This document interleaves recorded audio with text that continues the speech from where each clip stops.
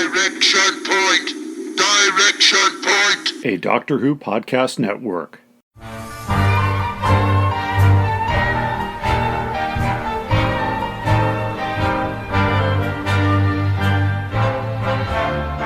hi everybody, and welcome back to Doctor Who Literature, the podcast taking you through the world of the Doctor Who novelizations put out by Target Books from 1973 onward in publication order.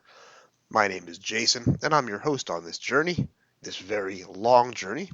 We're a member of the Direction Point Podcast Network. This is going to be a very short introduction. Things are very busy in Brooklyn this week. The book, Doctor Who, The Caves of Androzani, the Terrance Dicks novelization of the final Peter Davison TV story.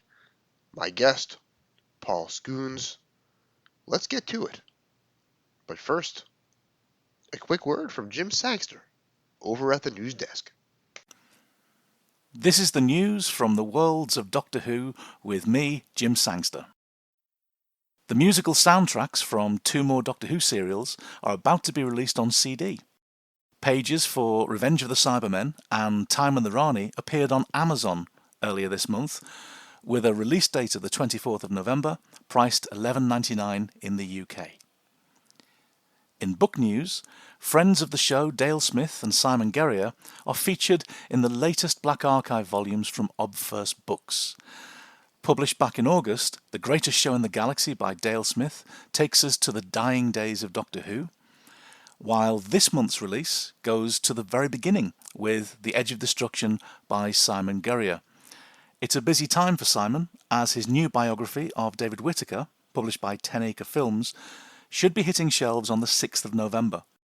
There's a special launch event on the 9th of November at Manchester's Portico Library, and I'll be in attendance there too, so if you see me there, say hello. A Kickstarter for a new graphic novel by Cutaway Comics passed its first goal within 24 hours of launch when it was announced earlier this month. Inferno, The World Dies Screaming, is a prequel to the third Doctor adventure Inferno, with a script by Gary Russell and art by John Ridgway. There are plenty of stretch goals as part of this Kickstarter campaign, including a novella inspired by The Mind of Evil, again written by Gary Russell, with Target-style illustrations by, me. So hopefully when Gary finishes writing the book, I'll be able to start illustrating it. For viewers in the UK, the BBC has just announced that a huge clump of Doctor Who material will be coming to iPlayer in November. Over 800 episodes from old and new Who, as well as Doctor Who Confidential, Torchwood, The Sarah Jane Adventures, and Class. The old Doctor Who website will also be revived with the arrival of archive documents detailing the genesis of Doctor Who and some newly scanned high-res photos from the BBC Picture Library. The makers of Doctor Who magazine will be releasing a special bookazine to mark the anniversary.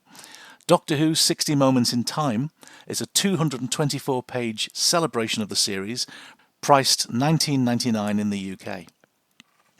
And in this month's Doctor Who magazine, Russell T Davies teased that the production team recently spent 6 days filming something special for the anniversary.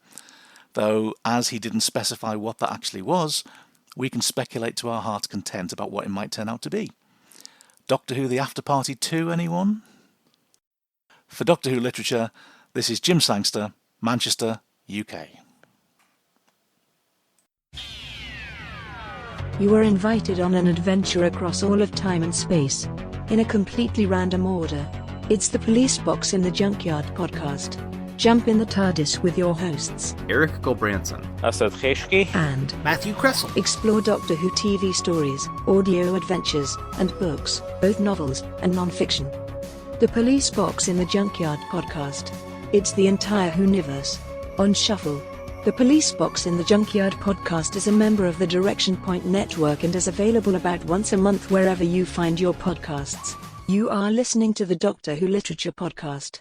Very happy to welcome back to Doctor Who Literature, Mr. Paul Scoones. Paul, thank you for joining me for a second time. Well, thank you for having me back. We are here today to talk about what is one of my favorite stories of all time, and it's quite possibly one of yours as well, because you have done some pretty extensive work on this story for the DVD release. Is that correct? That's correct, yes. But before we talk about Caves, since we are in the run-up to the 60th anniversary, and since we are recording this conversation a few hours after the final trailer dropped for the RTD 60th anniversary trilogy of stories, I wanted to ask you something I've been asking all of my guests lately. And I realize this is a very big question, but I am interested in hearing your off-the-cuff answer.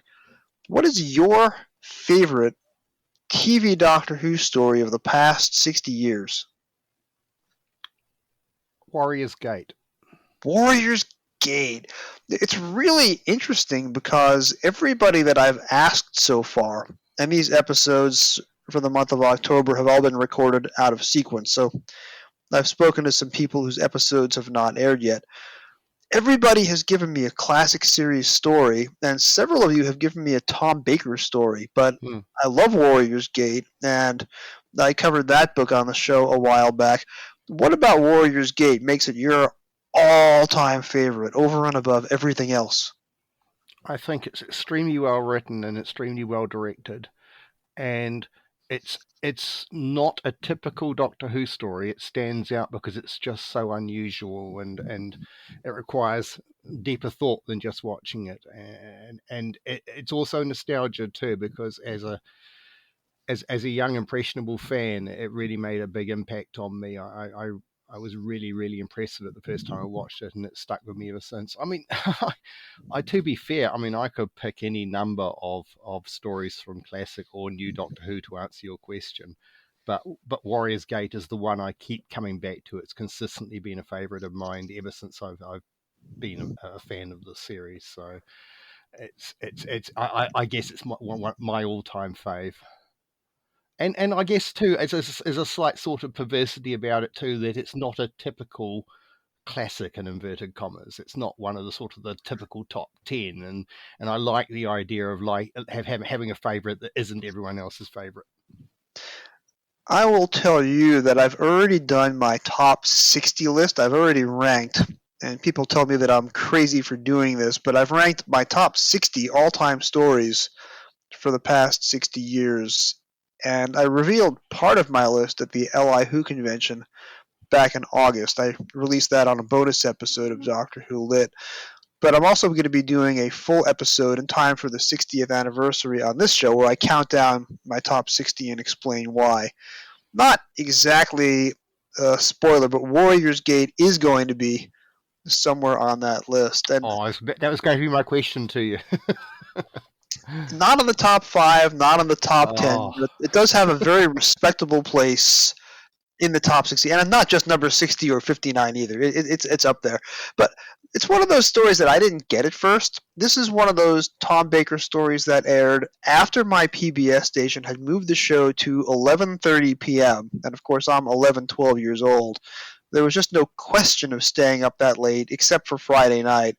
So I was able to see part 1 of Warriors, which happened to air on a Friday night. I want to say December 1985.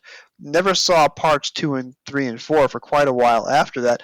And the book was a little bit of a challenge to get through because it didn't have chapters. And at that age, I was very trained to read chapter books. And having a book where I didn't know where to stop and which didn't have neat little prefabricated divisions was a little bit puzzling for me. That probably says more about young Jason than it does about Stephen Gallagher. I think I would have been the same age as you when I first saw it, but I first saw it in 1981, and I'm just thinking I probably would have been about 12, 13, maybe. Did you love the story right away, or did it take you a few viewings to finally clue into what it was all about and what it meant? I didn't have the luxury of a few viewings because no such thing as a VCR back then, so it was one viewing only, and then it was wait for the Target novelization and, and read that over and over again. That was literally the extent of my exposure to Doctor Who, was a one-off viewing, and then read the Target books over and over again. So yeah, I was sufficiently entranced by it, shall we say. I wouldn't claim to have understood everything, but certainly after reading the book a few times, everything I remembered of the television story made sense. I do remember that shortly after I would have seen the part one, where Birok walks through the mirror and the manacles drop off.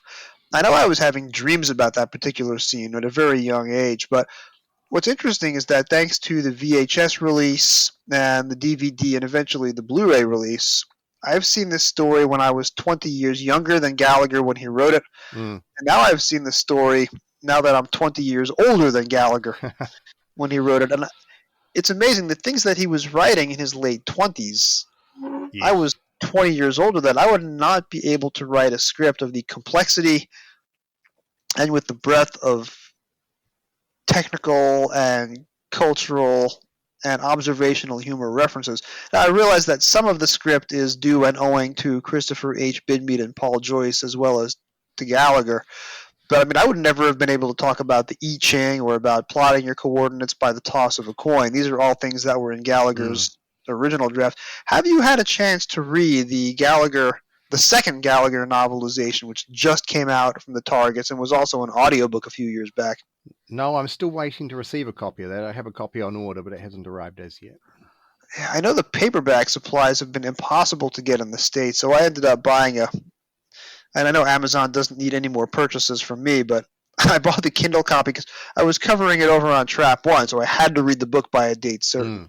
So I have heard the audio, and I have read the ebook, which is not quite the same as having the paper novelization. But it's very interesting to kind of reverse engineer this rough Gallagher draft from 1980 and see what isn't there from the eventual Gallagher / Joyce / Bidmead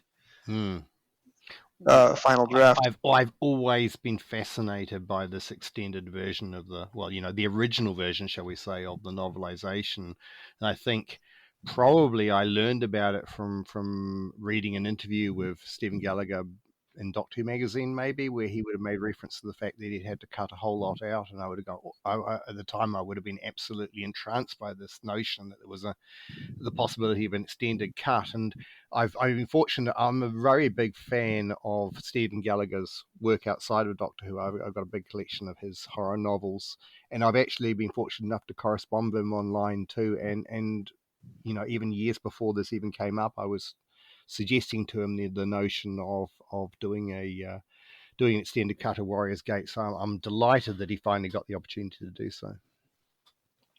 I got to see him speak at Galley in Los Angeles in February 2022.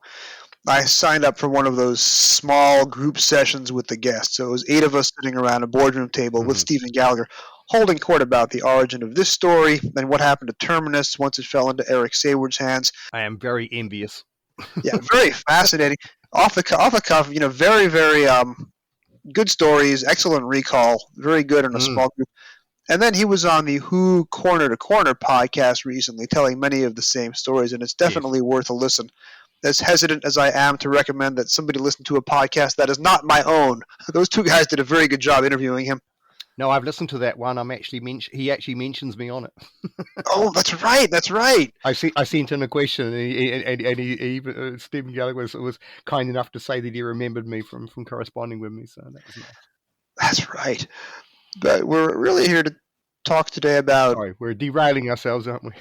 Well, it was my own fault for asking you a question and really, really enjoying your answer and wanted to dig pretty deep into it.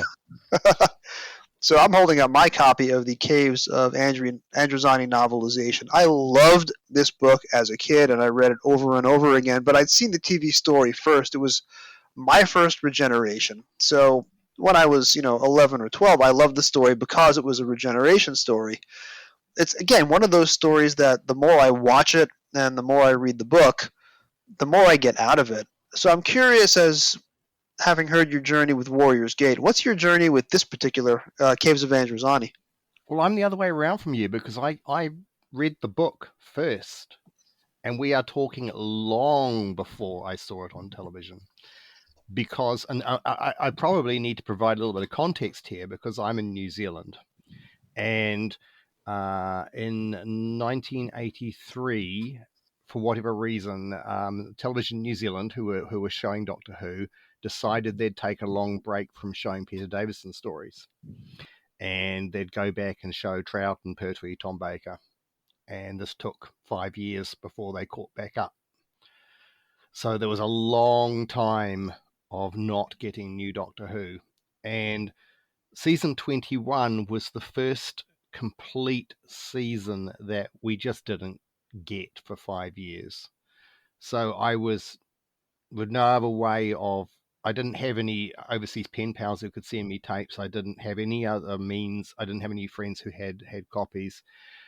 So I didn't have any means of seeing these stories. However, I was reading Doctor Who magazine and I was collecting the Target novels.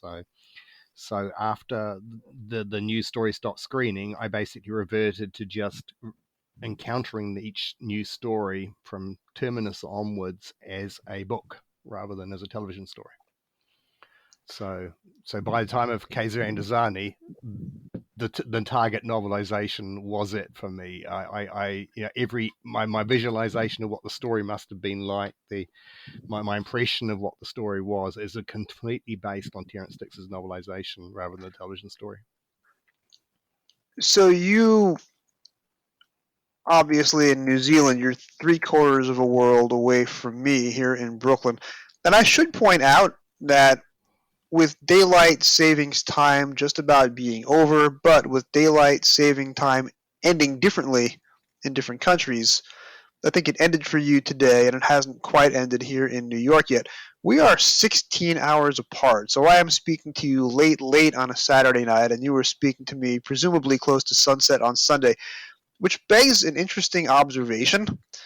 I'm going to have to contrive a way, Paul, to record with you on New Year's Eve / New Year's Day, so that we are not only talking on different days, but we're talking in different years. Yes. So I'm going to have to be able to pull a Morton Dill and ask, y'all have different years here?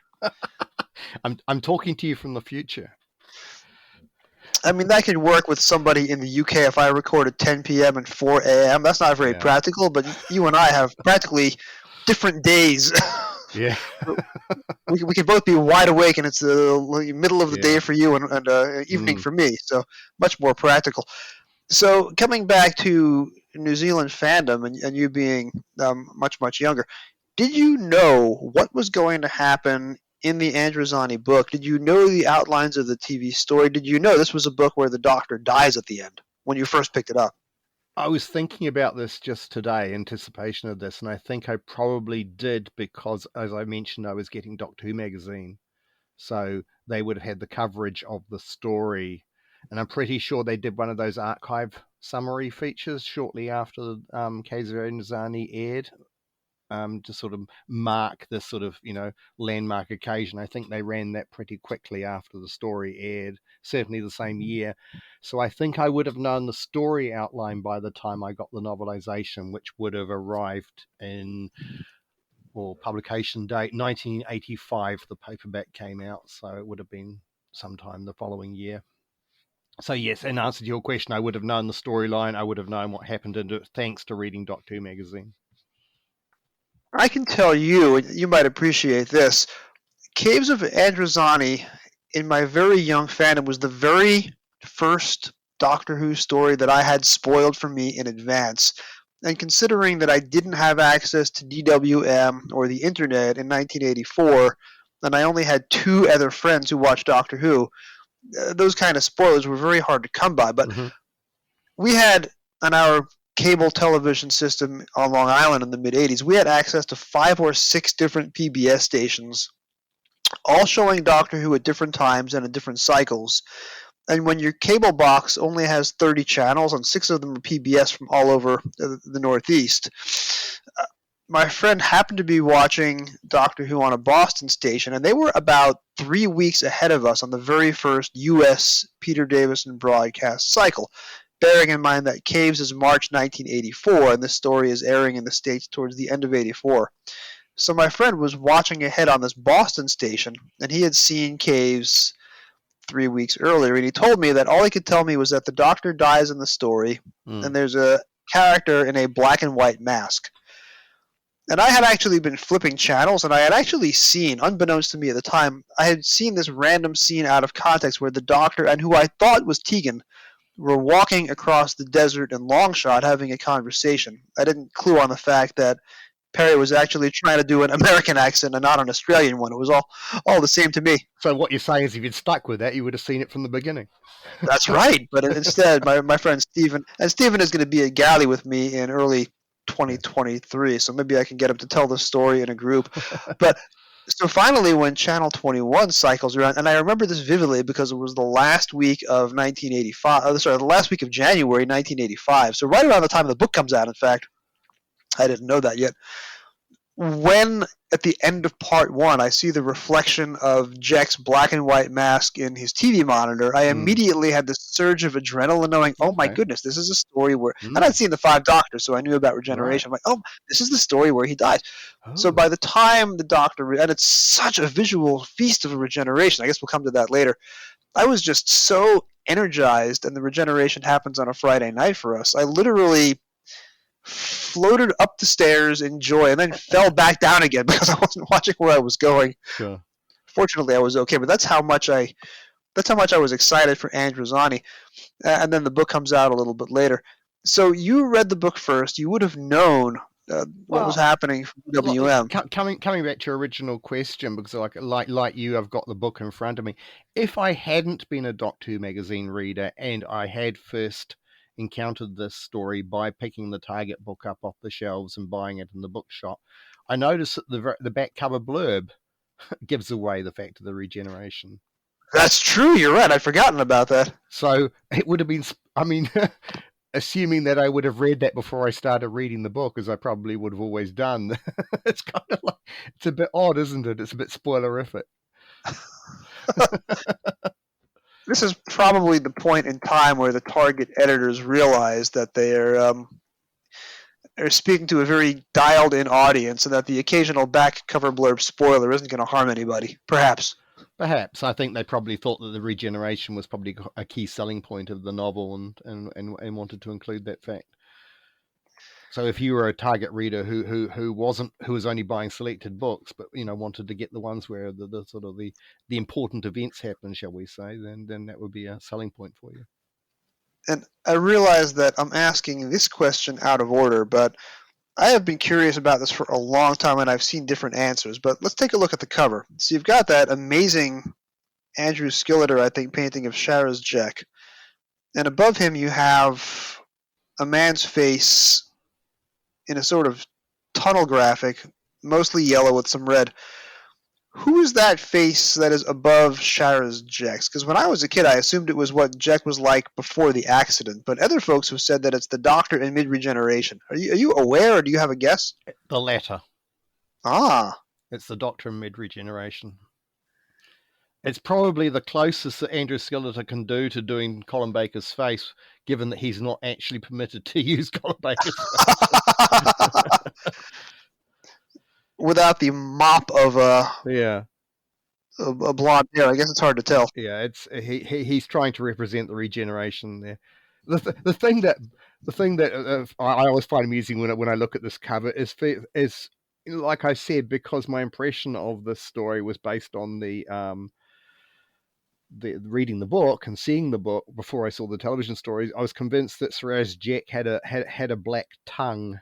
And then obviously later on I realized, oh, that's actually his teeth on the inside of his mouth. It looks like he's poking out a black tongue. I had never picked up on that. I guess I was distracted by the Doctor in mid-regeneration. But yeah, now that you've told me that, I really can't unsee it. Yeah. So when did you finally see Caves as a television story? Oh, okay. 1987. I was at university and I made contact with a fellow Doctor Who fan, and we decided to start a fan club, got in touch with other people, and by that means I got in contact with people who had off-air recordings that they'd got from overseas, and there was quite a big swapping network going on, because, as I mentioned, that we were on New Zealand television, we were screening Pertwee and Tom Baker stories, and they were much in demand by UK fans because obviously these hadn't been repeated there. And so they were just and the VHSs hadn't come out yet, so they were absolutely desperate to get hold of these stories. So there was quite a equitable swapping relationship of, we'll send off airs of stories you haven't seen yet in return for these repeats that we desperately want to see. So I would have got to see Caves of Androzani for the first time on VHS as an off-air recording borrowed off a friend. And when you say you made contact, I guess as a Doctor Who fan, you really should say contact had been made. Yes, absolutely. Yeah, I always thought when I went to university in 1987 there'd be an established club of if not Doctor Who fans, then a science fiction club that had a lot of Doctor Who fans in it.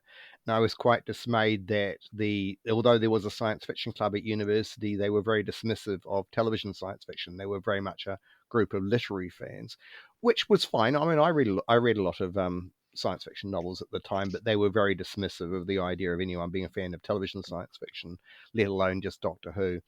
So I put a notice up on the club notice board at university, at campus, saying, anyone else interested in Doctor Who would love to meet up. And one person replied, and this was a fellow first year student called Paul Sinkovich.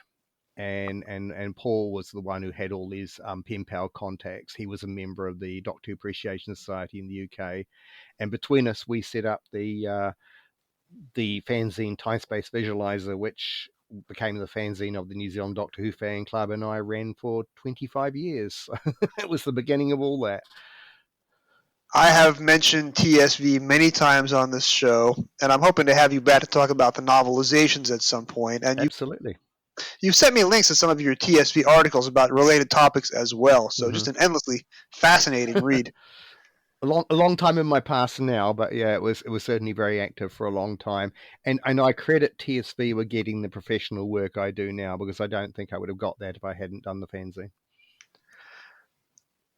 Well, I'm very happy that you started that, and I'm very happy that you're so involved as you are today, and of course, talking to me.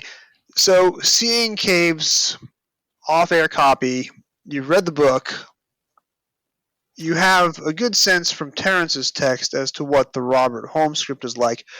What was it like, and now you're a little bit older, you're in college, you're seeing these visuals, or university I should say, you're seeing these visuals for the first time. What was the very first impression the story made on you? This is an interesting point, because I was borrowing a lot of these VHS tapes of, they would have been all the Colin Baker stories and all the Davison ones I hadn't seen. So everything from Terminus onwards up to the Trial of a Time Lord. So basically all of those bulk of tapes I would have seen in a very short space of time. So I was just basically, mainlining them as fast as I could to get through them all these missing stories that I hadn't seen. Bear in mind, I'd read most of the novels. I'd read obviously all the novels that have been published at that point. So I'd formed very detailed mental impressions from reading those books of what the television stories must be like. So I thought that Warriors of the Deep would be an excellent story. I thought that Terminus would be an excellent story. You see where I'm going with this? Because the books are so good.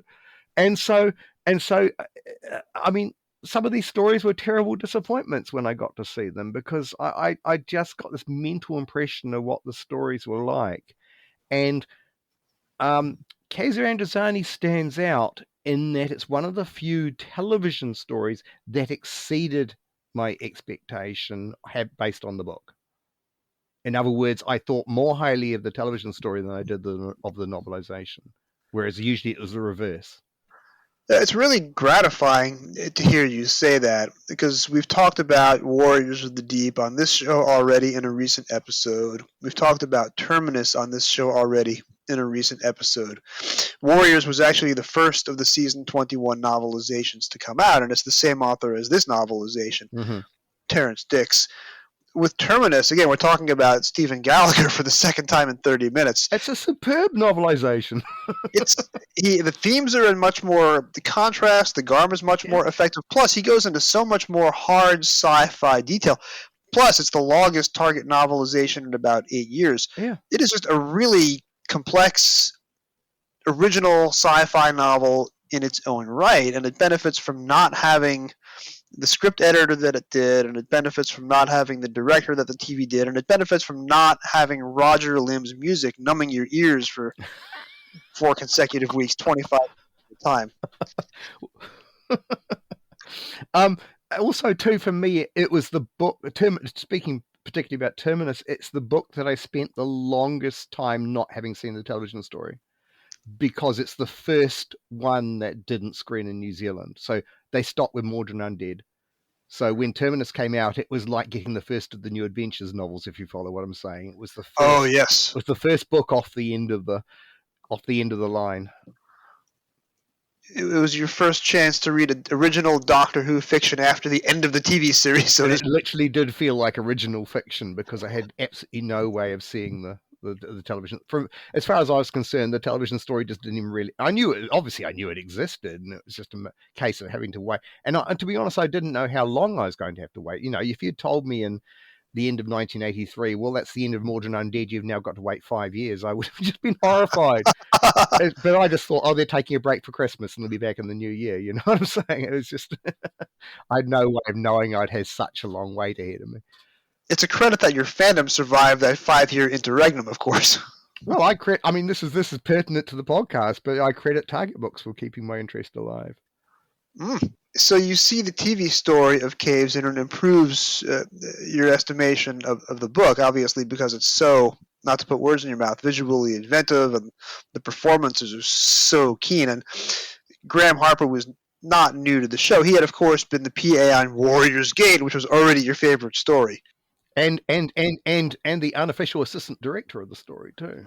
That's right, especially for those 2 hours where Paul Joyce was fired and hiding out in the BBC. Well, I bet by all accounts, Paul Joyce actually delegated a lot of the work that he should have been doing to Graeme Harper, certainly in terms of planning the shots. I should have looked this up before I spoke to you tonight, but of course I didn't know Warrior's Gate was going to be your favorite story. Did you work on the production notes for that one as well? No, the timing was off. When I was first asked to do the production notes, and we were having very, very early conversations about what stories I'd want to do, what story, because I was just getting involved at that point, and I mentioned Warrior's Gate, which at that point hadn't been announced, and the reaction was, oh, sorry, that's only just been assigned. So I just missed out on that one. Oh, no. So you have been on the show before, and we have talked about the production notes before, but I want to revisit some of that conversation because it's been nearly a year since we spoke last. That was for Armageddon Factor, which I believe I recorded at the very end of 2022. And here we are in the last quarter of 2023. When I read the production notes, and I have to say, the production notes is always the first way that I experience the story. Then I do the audio commentary second, and then I do the documentaries and the featurettes third. Since I watched my first production note on Spearhead from Space, when the first DVDs came out in America, and the first DVDs came out in America on September 11th, 2001. So obviously we were not in the great headspace that week. But I put on the Spearhead DVD just as a way of escaping the outside world. Sure. And when I didn't know 90% of the information in the production notes, and I'm like, wow, this is the best way to experience Doctor Who ever. I have been a production note fanboy for the last 22 years, but you know this already. When I read them, I have like these mental palpitations. Like I would never be able to not only amass that level of detail, but to write what's essentially a 100-minute script where I have to correlate specific captions to specific moments in the text. Then one of the amazing things that you guys do is you time puns and fandom jokes with specific lines of dialogue. I'm like, the level of mental effort that must be involved and the amount of man hours that must be involved in putting this together, it makes me queasy. Like, how do you do this? How do you physically organize and mentally organize all this information and make them so good? I question my sanity every time I do one. I'm only being slightly facetious there because it really is very intense. There's a lot of work involved. And I will not ask how many you've done because I'm sure you've done some that have not come out on Blu-ray yet. I think I've lost count. I think I've done about 13 or 14 so far. Wow. I mean, telling you how many I've done doesn't give any spoilers away, surely. I have not correlated a list of all the ones that I've read of yours, but I'm sure it's been at least half a dozen. Well, if I can summarize it, I mean, of the ones that have been released, I've done Earthshock, 5 Doctors, which has just come out on Blu-ray. That's on its way across the pond. I ordered the UK release, but I don't have it in New York yet. No, it's fine. I don't have a copy yet either. All of season 21 except the first and last story. So I didn't do Warriors of the Deep and I didn't do Twin Dilemma. I did every other season 21 story. I'm going through them chronologically. I did Vengeance on Varos, Mark of the Rani. I co-wrote all of Trial of a Time Lord with another writer because it was way too big job for one writer. Of course, it's 14 episodes. And then Dragonfire, Battlefield, and Scream of the Shalka. That's right. I have read The Scream of the Shalka, a story that I've only seen once, but yes, I have read that technically. So yeah, that's my published. I have done more, so I had to be careful as I went through that list. But of course. but that's my published work to date in terms of, and that's a mixture of DVD and Blu-ray. And it should be said too that I only started working on these in 2008. And so when I talk about how I've done almost all of season 21, a lot of those are what they call the revisitations DVDs. They're not the original releases. So because the up to 2008, most of the info text was fairly basic and didn't necessarily refer to the original production paperwork. It was based more on interviews and what was commonly known about the story. In 2008, there was a rethink about how they wanted to do the production notes, and that's when they brought a larger team of writers on board, of which I was one. And the idea being from that point onwards that they would be done to a much higher, more exacting academic level. So whenever those revisitation stories, whenever they re-released the DVDs, they would scrap the original set of info text and start from scratch. So when I did Caves of Androzani, it was the revisitations box set re-release, not the original DVD that came out in about 2001. Which I also own, but I upgraded to the special edition. So I have definitely read yours. And I know very specifically when I watched yours the last time as part of my Twitter pilgrimage. When I did my Twitter pilgrimage and watched the entirety of the classic series in 13 months, I had the DVD commentary on for every single one of those, 2 episodes per night. So when I had read the Androzani novelization, there had been one particular line of prose where the sound of a mudburst, Terence writes, is like a million whistling tea kettles. And I thought that was a very odd image, and it wasn't the writing style from Terence that I was used to. You have access to the production paperwork, and you point out in the info text that is literally Robert Holmes' stage direction for the scene, which was an interesting window for me as to how the novelization was written. Terence must have dropped in bits of Robert Holmes' prose into his prose just as a way of keeping the flavor of the way that Robert Holmes thinks and writes. And I had not been thinking of that when I read the books before, but now I had this little window onto the camera script, which I would not have seen before. It's a curious mix because, and I skim read the novelization in preparation for this podcast, so I was reminded of it. Terence is, as you say, he's using the script naturally as a reference source, but I think it's also fairly obvious that he's had access to a video copy of the story too, because he makes all sorts of observations about the costumes and the look of things. So there's detail in there that he can't have got from the script. He has to have seen a video of it as well, and also too, Robert Holmes' script went through extensive rewriting during production. The actual broadcast copy of the script is a mishmash of cut up, reordered, handwritten notes, because partly the story was hit by strike action. Oh. And partly Graeme Harper, for whatever reason, seriously ran out of time in studio, so had to on the fly make massive changes, massive cuts to actually just get the story in on time. So Terence incorporates all of those changes. Basically what we have, I think, is Terence has written, he's got the script in front of him, but he's also, I think, got a VHS copy in front of him, and so he's basically being very careful to make sure that if what is in Robert Holmes' script doesn't appear in the television story, he doesn't include it.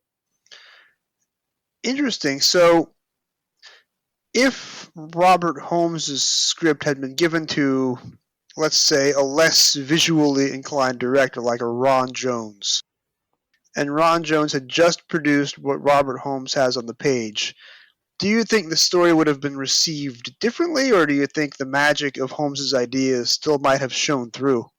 I think Caves of Androzani, or shall we give it its proper title of the Blowholes of Androzani Minor, it absolutely succeeds in spite of itself, because because everything's working against it. Like I mentioned to you, it was hit by strike action. They were in danger of losing their cast because they had to reschedule the studio dates, and Maurice Roeves, who plays Stotts in particular, had gone back to America, so they had to pay him to come back to the UK, and they were considering having to recast him. So all sorts of terrible things. In some ways, it's quite reminiscent to what happened with Enlightenment, in terms of like that strike action causing them to have to just rethink everything and delay the studio. So that's really working against it. And then, as I say, they had to just keep rejiggering the script as they were recording, because time was against them, the complexity of the shots, and when I talk about that, if you didn't know which story I was talking about, you're going, this sounds like a disaster, as in terms of production. This is just going to not look good on screen. So the fact that Caves of Androzani is so highly regarded as one of the best Doctor Who stories of all time is a minor miracle, I think, given what I know about the behind the scenes production of it. How close were we to having Michael Craze play Krelper? Graeme Harper wanted him. He was his first choice for the role, and it was vetoed by John Nathan Turner, because Nathan Turner had got I think a bee in his bonnet, because fans had criticised him for using Jacqueline Hill in Meglos in a different role, and I think probably the criticism from fans was that she was underused, and they would have preferred to have seen her given a bigger part, given her stature in Doctor Who. But I think Nathan Turner just basically saw that as, if I don't use old actors in new roles, then I'm not going to get criticised for that. So I suspect that's where he was coming from. And not to take anything away from Roy Holder, I think Roy Holder is amazing. And this is it's potentially a quaternary part. It's a character who hardly interacts with the Doctor at all. Krelper is so lively on screen, the way that Roy Holder plays him. I've always enjoyed the character. And that scene where Stotts is trying to get him to bite into the cyanide capsule is incredible. I can see Michael Craze based on my memory of him as Ben playing that same part, I think that he would have crushed it, and I'm just sorry that we didn't get to see that, even though the end result was still excellent. I have to kind of just side with John Nathan Turner here. I think as a fan, I might have found that distracting. Because I'm not familiar with Roy Holder, I'm not looking at his performance and going, "Oh, it's Ben." You know what I'm saying? I'm not in the same way. I find Meglos a bit distracting in that respect. That you can't really look at. I think is it Lexa, the character that Jacqueline Hill plays, because your fan brain clicks in and goes, "There's Barbara." So yeah, I kind of side with the producer on this one. I think it is distracting.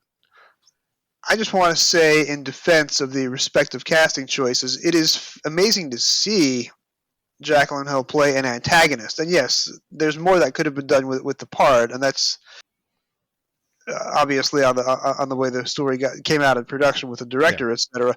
I think she's excellent, and she really is enjoying playing the antagonist. It would be nice, and we get a lot of this now from Big Finish, where the actors come back and play different characters. It would have been nice to have on screen Michael Craze playing a very different role to Ben. And I guess the argument could be made that in 1984, how many people would have seen, how many people would have remembered Michael Craze as Ben? I mean, you know what I'm saying? Unless you were of a certain age, you really didn't have any way of seeing his old stories. But I guess with Ian Levine in the production office almost every day with his memories of what happened in the past, I guess he always would have stood in the way. Possibly. I don't know. I don't know that side of it, but certainly I think that there's an argument to be made in both directions. But I don't know. I think when I say that I think that maybe they made the right decision there, I just think that's my fan brain that I would have I wouldn't have been able to disassociate the actor from the role. What are some other things that surprised you as you're digging deep into the production file for the second crack at the Androzani production notes? As I touched on before, just how much the script changed, because Robert Holmes had delivered a very solid set of scripts. They read really, really well, but just the nature of the production meant that they were just chopping and changing. And I did as much as possible put those deleted scenes into the info text. There's a lot of quoted lines from the script in there because it's just such great material. The writing is so strong. And it's unfortunate too, because some of the sense of the story is lost in that writing being cut. For instance, when the Doctor and Perry first arrive on the planet and they're going on and on about glass. Now, the reason they're doing that is because there's a whole scene in the TARDIS where the Doctor is enthusing about visiting a monastery to do some glass blowing. Huh. And so it's a continuation of an existing conversation, but without the first half of it, it doesn't make nearly as much sense. And as a viewer, you're kind of going, why are they whittering on and on about glass? And there's other scenes. I mean, for instance, one of the early scenes has one of the troopers setting up a theodolite to survey the caves, and then they're attacked by the magma beast and he's killed. Now, that scene was supposed to set up a sequence at the end of the story where the Doctor's descending into the caves to get the bat milk. And he's supposed to come across the magma beast, and he defends himself by picking up that theodolite and actually using it as a spear to drive the magma beast over the edge of a cliff. Oh, wow. So that's actually in the script. That was a question that I had because earlier today, we're recording this Sunday evening for you, late Saturday night for me. Earlier today, one of our Twitter mutuals, the guy who calls himself Mester the Magnificent, was watching and live tweeting about Androzani. And the only criticism he had about the entire story was the magma beast. And some of the responses said, the Magma Beast wasn't part of the original story, but JNT insisted on having a monster in there. But what you're saying is that the Magma Beast was always part of Holmes's script and actually has a much bigger role in the climax. Absolutely. I disagree with anyone who tells you otherwise. The Magma Beast had a bigger role in the script. And to be fair, Robert Holmes wasn't in charge of designing that beast. So from his point of view, he's writing in a monster with the expectation that it's going to be, it's going to be okay on screen. He has no expectation that it's going to be so poorly realized. So he has no reason to cut back its appearance. The reason I like the Magma Beast, and I realize I may be the first human being in history to actually say that combination of words in that order. The reason I like the Magma Beast is because Androzani is this fascinating story where Perry is the damsel in distress, and the Doctor is this moral beacon who will do whatever it takes to fight his way through a war zone to save her life, even though in story terms he's only known her for about 2 weeks of 1984 calendar time. Every character, every human character in the story is massively flawed in some way. Even General Chellack, who you can kind of sort of think is a brigadier sergeant with the mustache, even the human version of Salatin. And how amazing is Robert Glenister in a double role? Fantastic. But even those two who are nominally the heroes, and if this were a unit story, they would have been the Brigadier and Benton. They are flawed characters who misuse Perry and are complicit in the Doctor's staged execution and don't have a happy ending. Well, nobody in the story has a happy ending except Perry. The Magma Beast is the only character in the story that the Doctor feels any sympathy for, because when the Magma Beast dies towards the end and the Doctor comes across its body, the Doctor says, "Not your lucky day either." It's literally the only being in the story that's being honest to its instincts and it's doing what it has to do. It's the only character in the story who is not a double crosser or... Well, you see, but you're only getting that sympathy level for that character because of the rewrite. And it's not what Robert Holmes intended for me to think. Because that scene where the Doctor comes across the Magma Beast already dead is the substitution for that battle scene that I told you about. Because they didn't have time to mount that battle scene in studio, Absolutely. probably. And Wow. probably by that point, to be fair, Graeme Harper had twigged to the fact that this monster costume really wasn't working, and so he probably wanted to minimize its appearance in the story. Quite aside from the fact they probably just realistically did not have the time to mount this battle scene. All credit to Graeme Harper for that decision. But to be fair, I mean, every story has its Hammy the hamster. Every story has its Merca. I imagine when you're reading the Warriors of the Deep novelization, you're not imagining the Merca as a paint smear. You are not. The Merca is the most fearsome creature ever created when you read the novelization. and so is the rat in Talons of Wing-Chang. On paper, the rat is fearsome. So, yeah, I mean, it's a long-standing tradition with Doctor Who that there's always something. Genesis of the Daleks has the clam. That's right. Clammy the Clam, as somebody once said. Clammy the Clam, yeah. So there we go. Any story you like to name probably has something that just lets it down, but the sheer weight of quality, overrides that. Let me ask you another question about Holmes' script. The regeneration. When Holmes was commissioned to write this, was it always commissioned as the regeneration story, or was that sort of a late addition that came in after the fact? I believe that it was always going to be the regeneration story, yes. I think that was part of the brief. But I think, and I'm going from memory here, it's a long time since I researched this story. I believe that the Caves of Androzani was probably originally commissioned, or Chain Reaction, as it was originally called. Right. For the last story of season 21. And of course, they ended up giving Colin Baker his own story at the end of season 21. Yeah, the Peter Davison was contracted all the way to the end of season 21. So he was actually going to be in the final story. He was actually contracted and paid for all 7 stories of that season.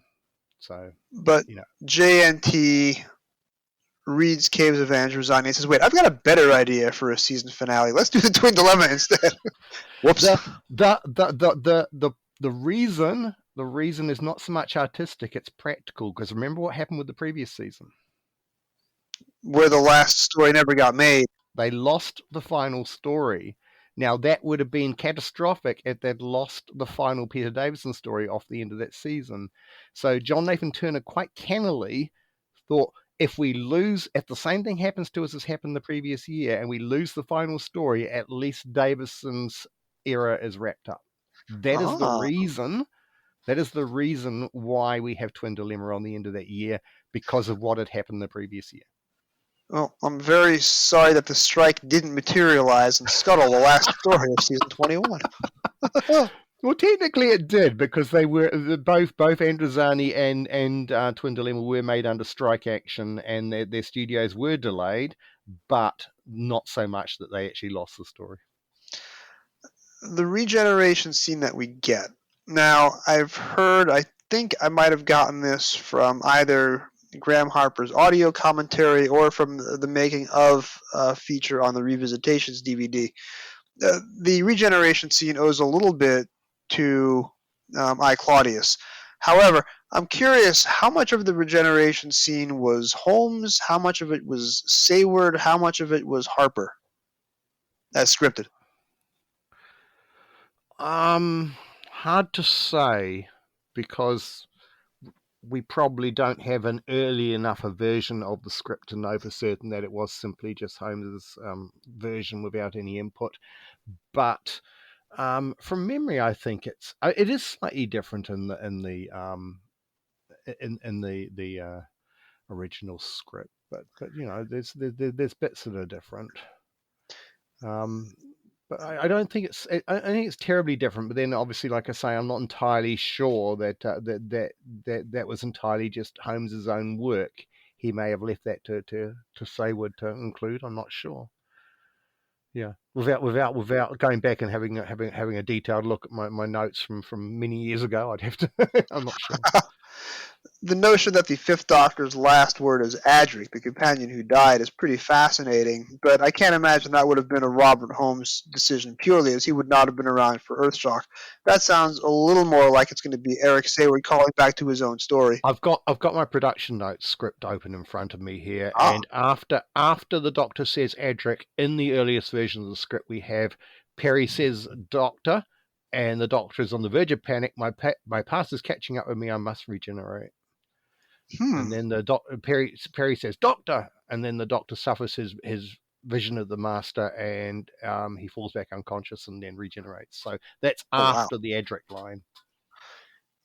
So Adric was not intended to be his last word, but it became his last word because of cuts. And remember too, and this comes back to what I was saying before, the regeneration scene was recorded just before they turned the lights out. They were really, really short of time. They did not have time for retakes. They were just literally just quickly just grabbed, Colin Baker was like just shoved into the studio, right, do your bit because the lights are going to go out in 5 minutes, sort of thing. So it really was quite a hasty thing, and it may be that they just made a snap decision to drop that line because they were so short of time.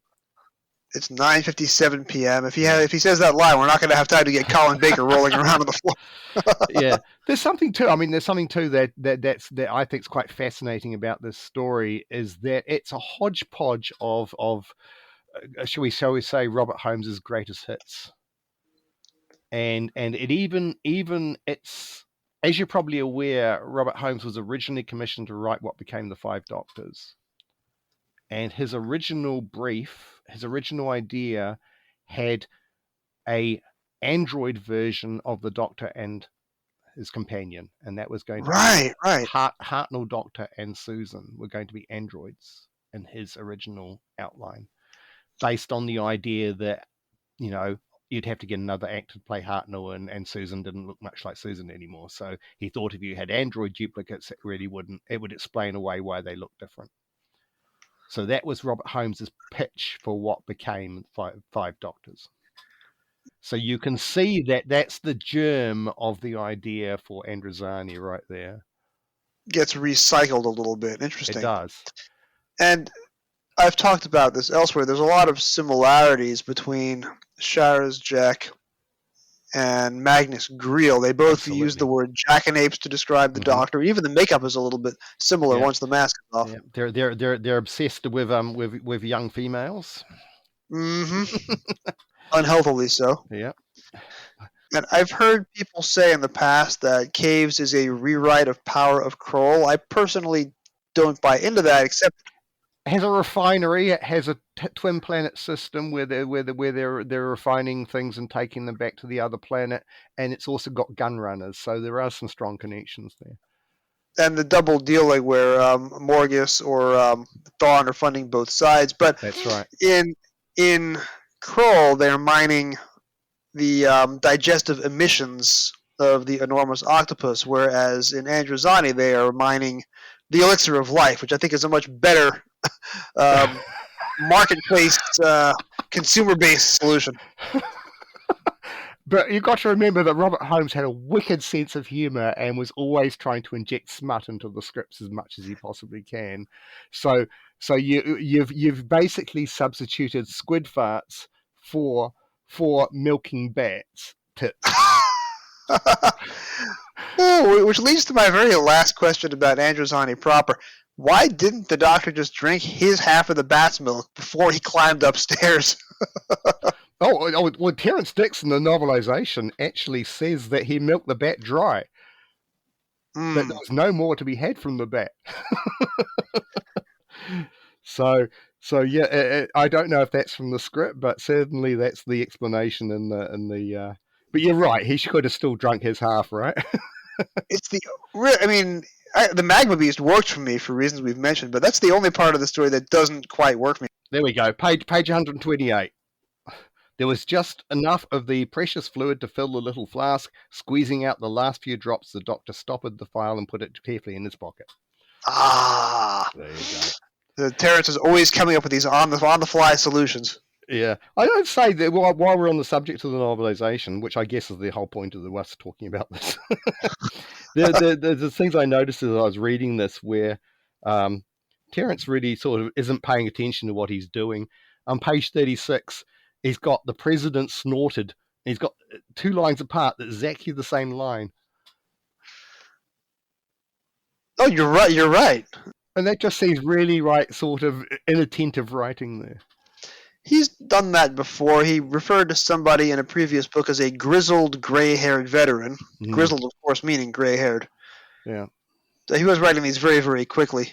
Yeah. There's also a point, too, where he describes the belt plates that they wear to protect themselves against the androids. When the Doctor first studies one, he describes to the reader what it looks like, and then later on when Chellak's looking at it, he puts the same description in again, and they're going, you're doing this for the benefit of the reader, you've already described it once, and then you're just putting it's almost like he's forgotten that he's already described it.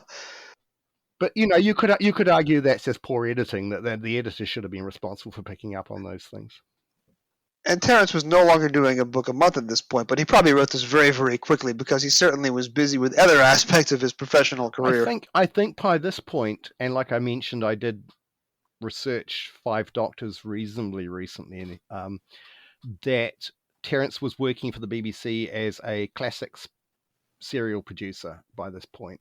So he had a lot on his plate in terms of his regular day job. So the target books were probably being written in the weekends, maybe on his days off. It certainly wasn't his sole source of income. He had a regular producing job at the BBC at this time, so he didn't quite have so much time. So while we talk about how the original script writers certainly wanted to start writing the target books from the Davison era onwards, I think also Terrence's time was quite limited, so he probably welcomed the fact that he wasn't doing quite so much work on them. I'm going to be talking more about the Caves book after the break when I do my audio essay. I think that Terrence does complement Robert Holmes's underlying story very well. You've helped me fill in a lot of the gaps as to what of the TV production belonged to Holmes and what belonged to the in-studio production team. We have not quite, to coin a phrase, milked the subject dry. I could talk to you all day about the production notes and about Androzani, but as I don't want these recordings to be 5-hour podcasts, I do want to jump over to the games portion of the evening.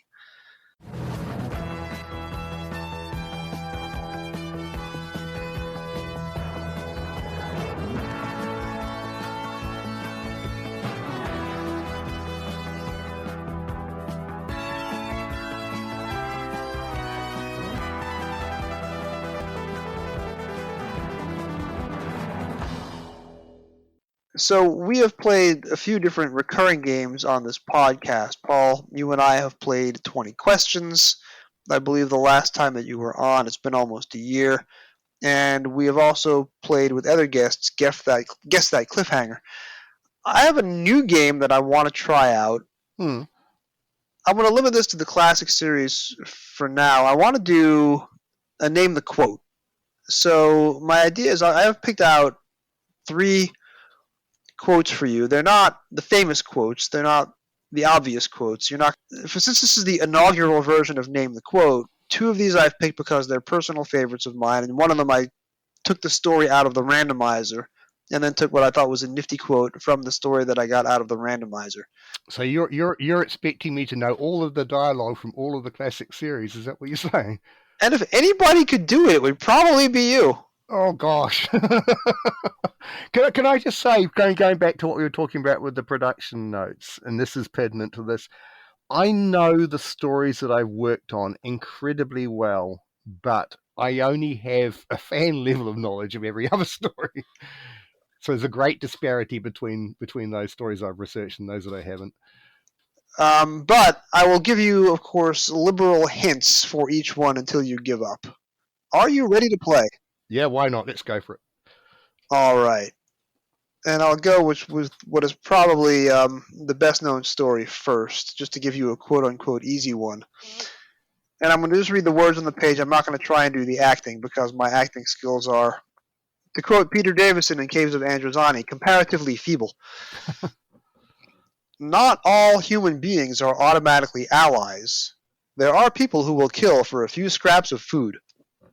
That's quote number 1. Name the story, and for a bonus second point, name the speaker. Oh, gosh. Oh, can you narrow it down for me at all? Not all human beings are automatically allies. This narrows it down to a story that takes place on Earth, but an Earth that is under very distraught, distressed conditions where civilization has possibly collapsed, and even the people who are fighting the good fight do not necessarily have allies in everybody they meet.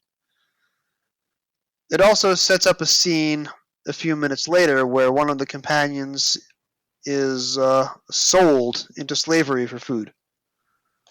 Is it from Dalek Invasion of Earth? It is from Dalek Invasion of Earth.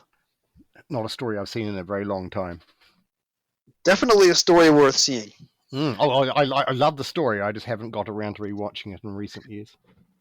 So I'll just tell you, the speaker is David Campbell. It's the scene in the sewers where I think David has to shoot somebody off screen. Gotcha. That's my memory of it. Yeah. It's not the most famous quote in the story. That would be the doctor's farewell speech to Susan, but it's a standout line. But that would have just given it away. True. Yeah. Second one.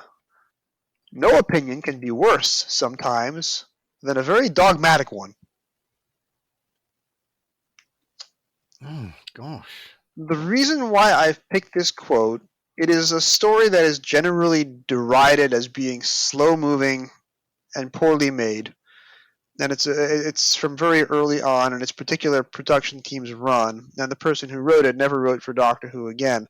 But that particular line is a great bit of philosophy in the middle of a story that otherwise is very few people's favorites. I actually quoted it at work a few days ago in a work email. Oh gosh. Which Doctor's era? Can you give me that much? I'll tell you, it is the very first era. It is the first Doctor and the very first. Sensorites. It is the Sensorites. Yes! Excellent. Yes.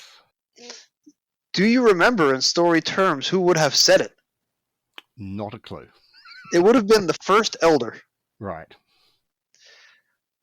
All right. It's again, I have seen criticism of the Sensorites for it being slowly paced. and criticism of the fact that the Sensorites can't tell each other apart visually, which for me, because they're a telepathic species, I think facial recognition would be a little less important. Sure. And also, it takes 7 minutes for Jacqueline Hill to walk down a narrow corridor in episode 2 because they were running low on they had to really pad out the episode to fit the running time of the studio block. I really love the Sensorites, and I think RTD does also, because when he invented the Ood, they're basically the Sensorites 2.0. Yeah, definitely. Yeah, I think he's got a lot of affection for the Hartnell era, which I think we're seeing with Neil Patrick Harris in the new series. I do find it odd that the trailer did not mention the name of the character, but then they had a separate BBC Twitter press release saying Neil Patrick Harris is the toy maker. Yeah, that was weird. I saw the press release first, so I went into watching the trailer going, oh, he's going to mention he's toy maker, and I go, where was that bit? What's even worse is that I don't have the Doctor Who BBC feed tweets pushed to my phone, but I do have Paul Simpson's tweets pushed to my phone because he has Sci-Fi Bulletin. Mm-hmm. So I learned about the trailer from his tweet pushing to my phone in the middle of the afternoon as I was editing episode 91, Frontios, which is being released live as soon as you and I hang up. I did a quick instant reaction to the new trailer as part of my Frontios episode, but I didn't know that this is the toy maker because the trailer doesn't say so, and I never saw that other tweet until much later in the day. So I asked in the episode, who is he playing? And then I also misheard one of the lines that David Tennant goes shouty, shouty in that particular trailer. So I made 2 errors in my instant reaction. So let's get to the third and final quote. And I'm omitting the name of a character in the middle of the quote because that would be a dead giveaway. Tell me on the way. You must cultivate a sense of urgency.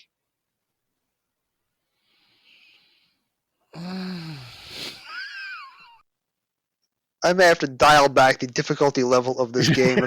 You might need to give a clue. Can you narrow it? Yes, the missing name. Tell me on the way, Brigadier. Tell me on the way. You must cultivate a sense of urgency. Is it Mordred Undead? Oh, good guess. No, I'll give you another hint. It is a doctor who is meeting the Brigadier for the first time in his incarnation, but it is not the Peter Davison doctor. Oh, okay. Oh, gosh. It's not Battlefield, is it? No, also a good guess. I'll just tell you that it's the 4th Doctor. Right, so is it Robot then? It is Robot. See, the problem with this, and the fault is entirely my own making, is that all 3 of the quotes have not been from stories that I've not watched in a very long time. I did not tailor the quotes to you. Maybe I should have. Maybe the next time I will tailor the quotes to the particular.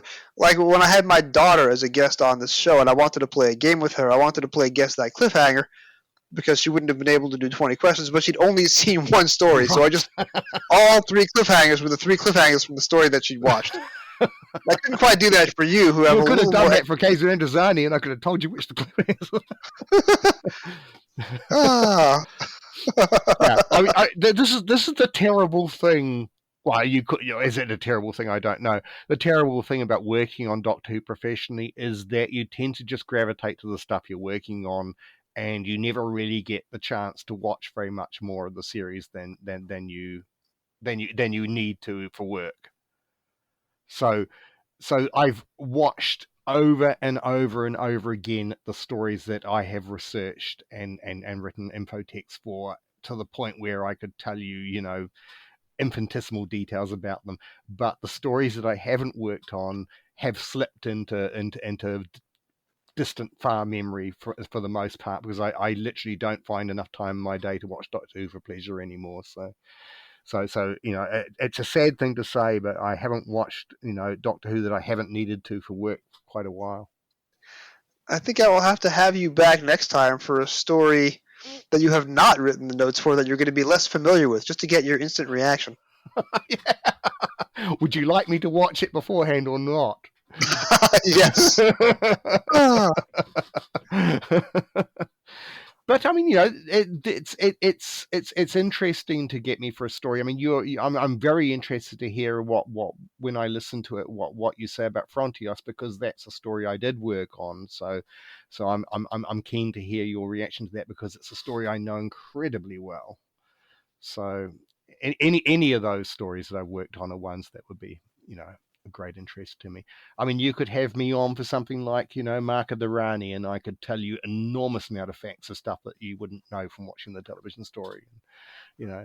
Venus on Varos, any of those ones that I've worked on. So, but yeah, I'm happy to come back whenever you like. For Frontios, my guest was Cy Hart, making his 7th appearance on the show. We are both very extreme fans of Frontios.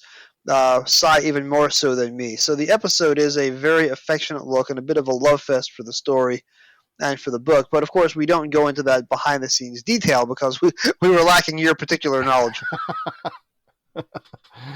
No, I'm looking forward to listening to that one.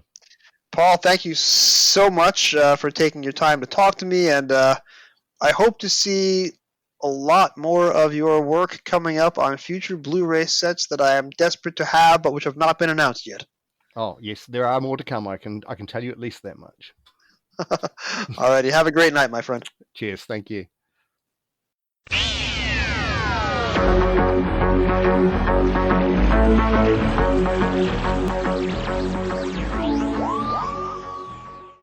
Doctor Who, The Caves of Androzani, by Terrance Dicks, televised as The Caves of Androzani, teleplay by Robert Holmes, televised in March 1984, paperback release date February 14th, 1985. Heck of a story to come out on Valentine's Day. Target book number 92, cover artist Andrew Skilleter. From the moment they land on the planet Androzani Minor, everything goes wrong for the Doctor and his new young companion, Perry. They become involved in the struggle between brutal gunrunners, ruthless Federation troops, and the hideously mutilated Sharaz Jek, who lurks in the depths of the caves with his android army. Key to the struggle is Spectrox, the most valuable substance in the universe. Suitably processed, Spectrox is an elixir of life, but in its raw state, it is a deadly poison, a fact which will cost the Doctor another of his Time Lord lives. Perry blinked, and in that blinking of an eye, there was a different Doctor in the TARDIS. Page 135. To put it mildly, and to not be over the top or portentous, The Caves of Androzani is the greatest Doctor Who story of all time, due in large part to having the greatest script of all time. Note, my top 60 list is coming out in November on this podcast and may feature a different number 1, but that doesn't change the fact that Caves of Androzani is still the greatest Doctor Who story of all time. It's got everything. A little Count of Monte Cristo, a little Phantom of the Opera, check that, a lot of Phantom of the Opera, a little film noir, liberal amounts of gunfighting and political backstabbing, or in one case, political front shoving, and a little Hunchback of Notre Dame. Check that, a lot of Hunchback. How does Terrance Dicks do with the novelization? How does Terrance, with his reputation for slim books topping out on 105 pages max, do with the most perfect Robert Holmes script ever? Big shoes to fill, right? I think he fills them. Terrance gives everything away in the prologue, the first 2 pages of chapter 1, and lets us know everything that we're in for. He sets the scene perfectly, and we are off from there.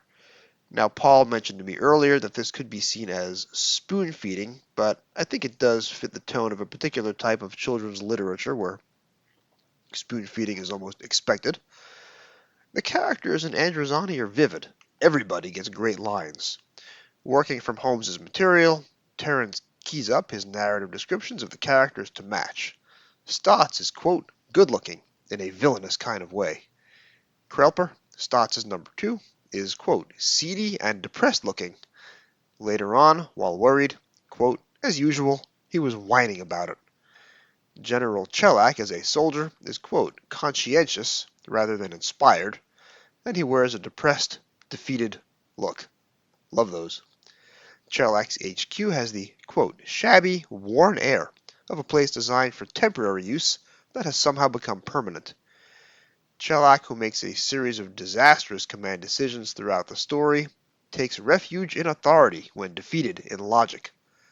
Morgus, one of the all-time great villains, and I think you'll agree with me that he has one of the all-time great villains' names, bears, quote, thin, pinched features, frozen in an expression of distaste. Krya Timon, we learn early, always agreed with everything her employer said. Outwardly, at least, her private thoughts she kept very much to herself, not to give the plot away. And, like many politicians, the president was handsome, in a rather actorish way. Ha! Bear in mind this book was written during the Ronald Reagan presidency, then came out just a few weeks after Ronald Reagan's second term inauguration. Sharazjek, when he shows up, is called a phantom, and yes, I think Terence chose that word with precision. Jek's print reaction to Morgus's gun in the final chapter is also a delight. Terence also weaves in explanations for Robert Holmes' signature world-building references, like telling us exactly what Chakos are and how they are picked. The android that doesn't shoot the Doctor in Part 2 is given a dizzyingly funny POV sequence, and Terence does not stint on adding even more wicked elements to Holmes' portrayal of the double-dealing and the backstabbing. He has Morgus observe that it took the president, quote, a surprisingly long time to plunge down the elevator shaft to his death. Then Terence adds a suitably cynical and witty explanation for why Morgus orders the lift engineer to be shot.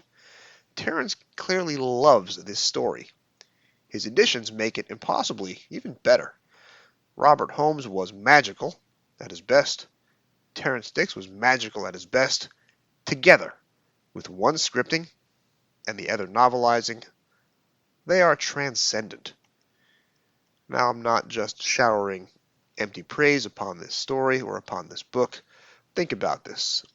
In the midst of the treachery and death, Robert Holmes scripted a Doctor, the Fifth Doctor, as noble and heroic as we'd never seen him before. A man who stood above it all and literally died for his companion, accepting the plot hole of why the Doctor doesn't just drink his half of the bat's milk as soon as he takes it. And Terence adds bounce to the Fifth Doctor in print beyond what we saw on TV.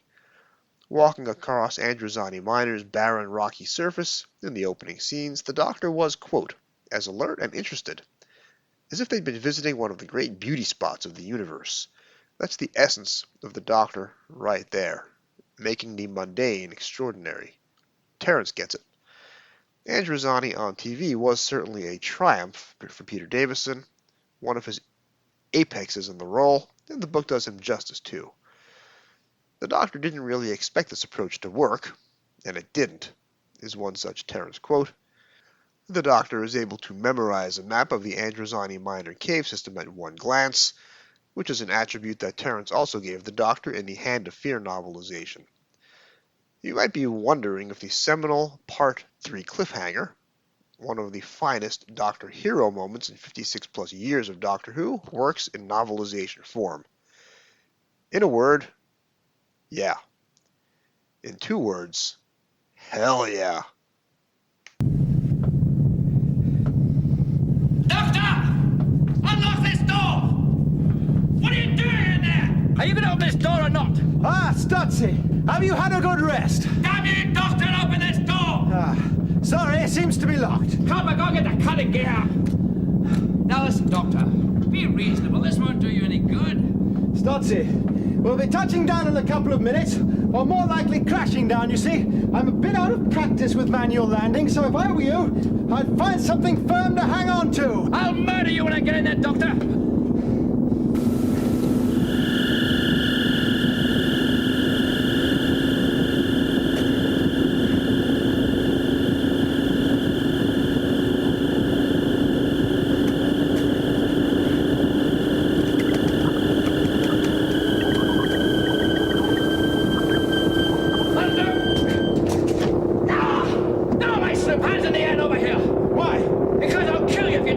Not a very persuasive argument, actually,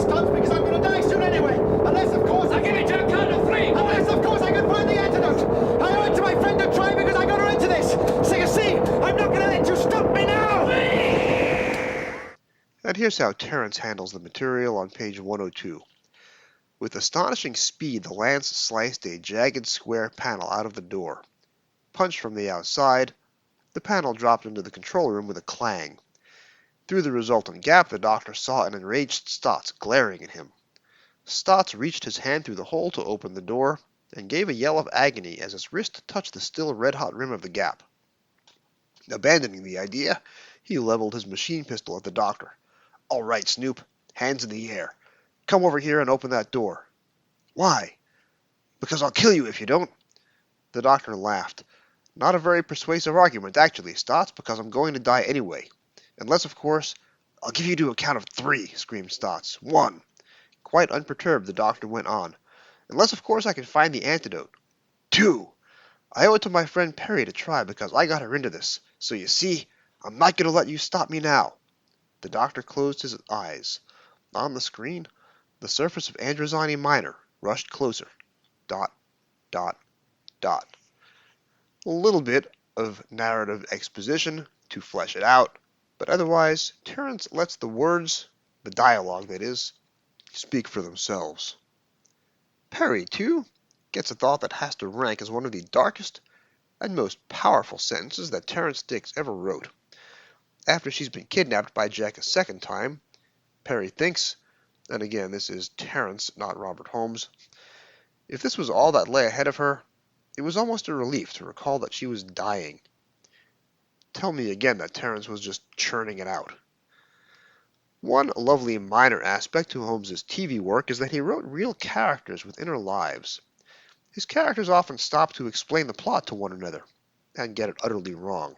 Characters lie, characters exaggerate, like when Stotts recounts for Morgus his negotiations with Shara's Jack to give himself a more heroic role. Terence picks up on this, and giddily comments on the action. Morgan here reaches, quote, an impeccably logical and totally incorrect conclusion. Terence also delights in pointing out how Morgus is losing control of the plot, and how he starts to panic, as the Doctor's wild-card involvement in the plot changes how every character acts, and leads them, especially Morgus, Shellac, and Stotts, into increasingly bad decisions with dire, fatal consequences. Terence also embellishes nicely on the already grim and funereal Part 4, adding Morgus' desire to kill Stotts, not really suggested on screen, and adding the Doctor's thought that he might have to kill Shara's Jack in order to save Perry. Again, this is Terence giving us stuff that is not in Robert Holmes' script or in Graeme Harper's production. Brrr.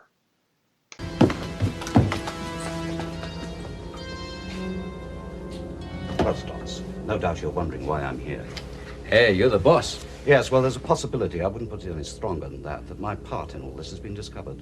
You mean the gun running and collecting? Exactly. But my conscience is clear. I had to keep the supply of Spectrox flowing. And if I hadn't provided Jack with the arms, he'd have found some other source. But the Presidium will find my actions treasonable. Yeah, well, I guess they'd execute us all if they could catch us. Yes, well, I have a contingency plan. There's a possibility that my part in all this was suspected only by the President. That's why he sent the Doctor here. But the President is dead. And if he shared his suspicions with anyone else, I shall know within a few hours. In which case, I shall not be able to return to Androzani Major. I have a considerable private fortune invested in other planets in the Sirius system. But before I go, I want to take with me Jack's private hoard of Spectrox. That is the key to unlimited power. Jack isn't going to let that go easily. Yes, but you know where it is. Well, sort of. It must be close to Cave 26 on yellow level. Stotts, before I left, Major was informed the Army intended to attack Jack's headquarters in strength tonight. Now, while he's fighting the Army, we could locate the Spectrox store. What do you think? Maybe. Yellow level isn't too deep. But what about these mud bursts? If we go into the cave rigs after the first one, we could be back here before the major explosion. As long as we don't waste time trying to locate the Spectrox store. Yes, well, that's the point. We don't know exactly where Jack has stored it. I'm relying on you, Stotts. What about the others? They'll want their cut. Yes. Well, if they can carry 50 kilos each, that's 100 to share between us. You mean us?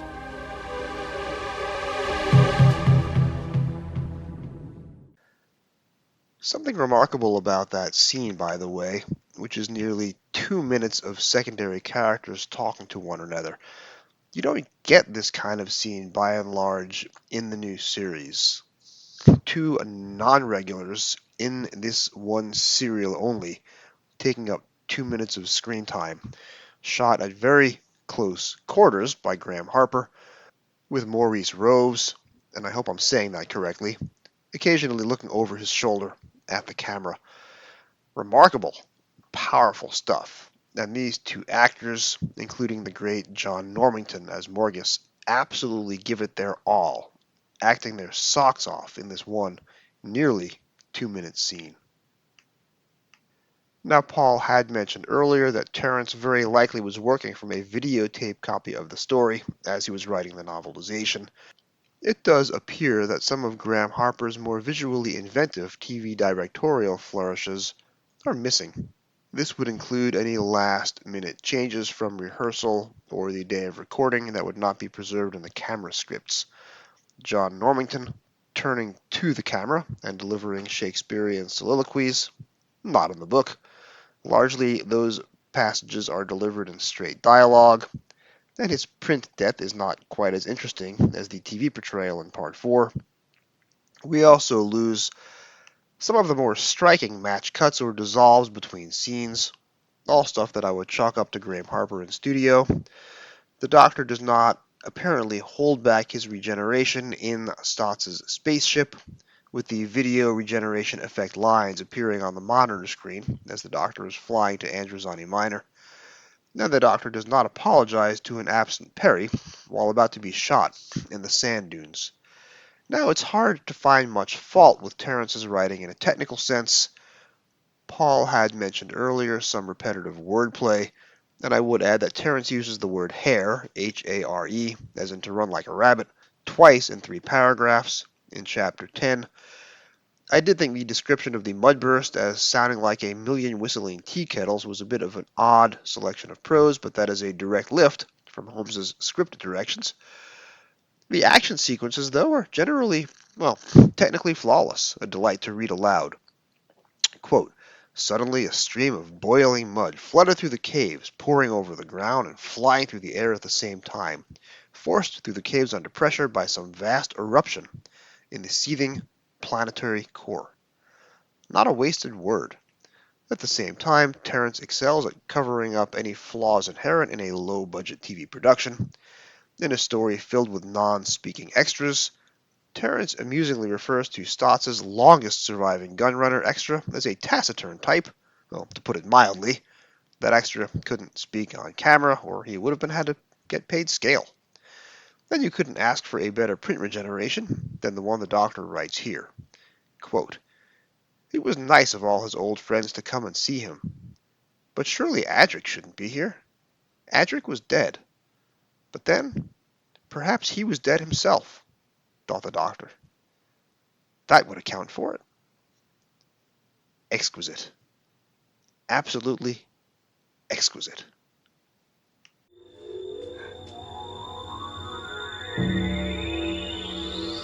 What was it you always told me, Doctor? Braveheart? You must survive. Too many of your enemies would delight in your death, Doctor. Braveheart? You're needed. You mustn't die, Doctor. Many of your enemies would delight in your death, Doctor. You know You're that. needed. You mustn't die, Doctor. You know that, Doctor. Adric? You're needed. You know that. You mustn't die, Doctor. No, my dear Doctor, you must die. Die, Doctor. Die, Doctor.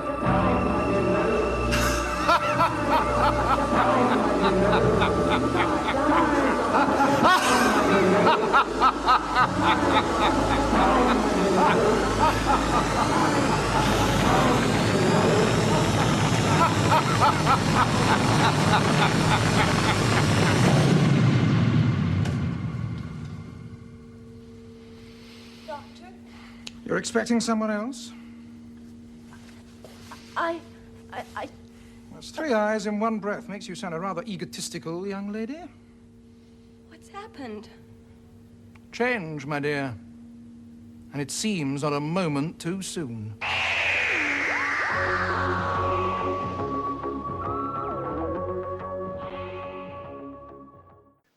Next time on Doctor Who Literature.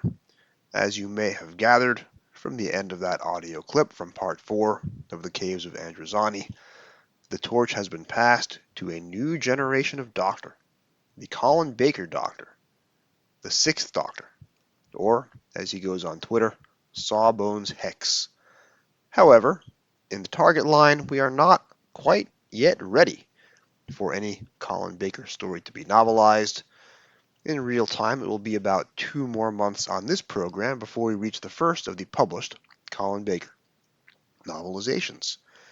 Instead, we are going back to the beginning, back to Season 1, back to Doctor Who's second historical. Joining us in a conversation that I have not recorded yet is Ross Aitken from Gallifrey's Most Wanted. Very excited to speak to him again, once again joining me for a Season 1 William Hartnell historical. We are going to talk about a 7-part epic, which, if you ask 100 fans of the classic series which missing Doctor Who serial would they most want back in full, I'm sure at least 97 of them would say Doctor Who. Marco Polo. Next time on Doctor Who Literature. And thank you for joining me on another episode of the Doctor Who Literature Podcast. The podcast is produced by David Barsky, Jim Sangster, and yours truly. This week's episode was written and edited by me. Our logo was designed by Jim Sangster. Special thanks to my special guest, Paul Scoones. This podcast can be found on most of your podcast apps of choice. You can find all past episodes at podcasters.spotify.com/pod/show/Doctor Who Lit. It really helps if you rate 5 stars and subscribe. You can find me on Twitter and Mastodon and Blue Sky as Doctor Who Novels, that's Dr. Who Novels, and on email at Doctor Who Literature, that's drwholiterature@gmail.com. Please drop me a line with your comments, questions, and suggestions. Thank you for listening, and whatever you do, keep turning the pages.